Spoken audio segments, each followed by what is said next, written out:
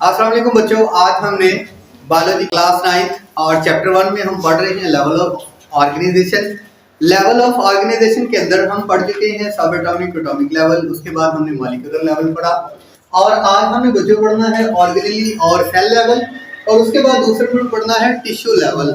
हम molecular level में पढ़ चुके हैं कि बहुत से एटम्स जब एक मखसूस फॉर्म में या आपस में जुड़ते हैं तो वो मॉलिक्यूल्स बनाते हैं। और आज हमने पढ़ना है कि कुछ मॉलिक्यूल्स या बहुत से मॉलिक्यूल्स जो हैं वो एक खास अरेंजमेंट से आपस में जुड़ते हैं, जिसकी वजह से क्या बनता है, ऑर्गेनेली। कुछ मॉलिक्यूल्स जो हैं वो आपस में मिलते हैं और क्या बनाते हैं, ऑर्गेनेली।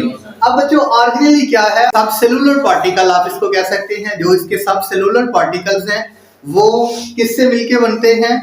हाँ जी, मॉलिक्यूल्स से। ठीक है, मॉलिक्यूल्स जब मखसूस फॉर्म में जुड़ते हैं तो क्या बनाते हैं? सब सेलुलर स्ट्रक्चर, जिसको कहते हैं ऑर्गेनेली। अब एक सेल्स के अंदर ऑर्गेनेली कौन सी हो सकती हैं? फॉर एग्जाम्पल एक सेल्स के अंदर ऑर्गेनेली हो सकती है, या आप सबसे पहले सेल को देखें, सेल के अंदर क्या चीज है। यहाँ मैंने डायग्राम ड्रा किया। एक सेल है, ये इसकी सेल मेम्ब्रेन है, ये इसका न्यूक्लियस है, ये सारा एरिया इसका साइटोप्लाज्म कहलाएगा। अब इस साइटोप्लाज्म के अंदर जो ऑर्गेनेलीज हैं, जो सब सेलुलर स्ट्रक्चर बना रही हैं, उनके अंदर राइबोसोम्स हो सकती है, माइटोकॉन्ड्रिया हो सकता है, उसके बाद गोल्गी बॉडीज हो सकती हैं, एंडोप्लाज्मिक रेटिकुलम हो सकता है। ये आपने चौथे चैप्टर में एक दफा पढ़ा है कि ये तमाम जो सब सेलुलर पार्टिकल हैं ये सेल के अंदर प्रेजेंट होते हैं और सेल्स की मुख्तलिफ एक्टिविटीज परफॉर्म कर रही होती हैं एक सेल को जिंदा रखने के लिए। फॉर एग्जांपल अगर हम माइटोकॉन्ड्रिया को देखें तो ये सब सेलुलर पार्टिकल है और ये काम क्या करता है? सेलुलर रेस्पिरेशन का रिस्पॉन्सिबल है, यानी सेल्स के अंदर जितनी भी सेलुलर रेस्पिरेशन होती है वो माइटोकॉन्ड्रिया की वजह से होती है। उसके बाद ऑर्गेनेली है राइबोसोम्स। राइबोसोम्स एक ऐसी ऑर्गेनेली है जो कि सेल के लिए क्या तैयार करती है? प्रोटीन। सेल के लिए प्रोटीन सिंथेसाइज करती है। ऐसे ही बच्चों सेल के अंदर जो सब सेलुलर स्ट्रक्चर हैं, राइबोसोम्स है, माइटोकॉन्ड्रिया है, गोल्गी बॉडीज है, एंडोप्लाज्मिक रेटिकुलम है, वो एक सेल्स को जिंदा रखने के लिए मुख्तलिफ फंक्शन परफॉर्म करते हैं।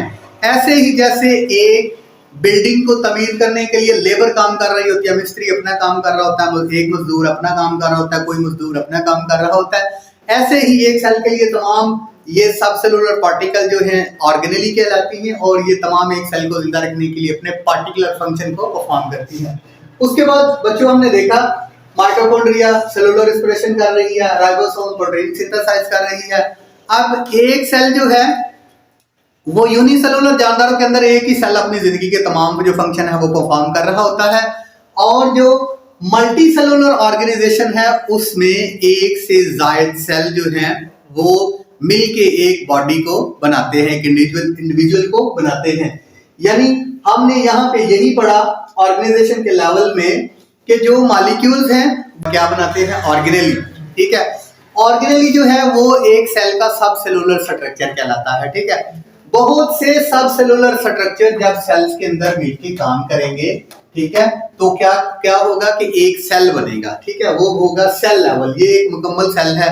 फॉर एग्जांपल अगर यूनिसेलुलर की बात करें ना, एक सेल को मुश्किल जो जितने भी ये माइक्रो ऑर्गेनिज्म है उनमें अमीबा है, यूग्लिना है, ये तमाम यूनिसेलुलर हैं।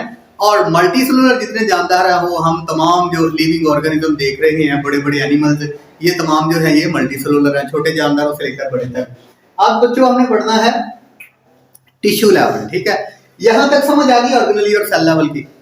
ठीक है, अब देखिए बच्चों सेलुलर लेवल, ये एक सेल मुकम्मल है।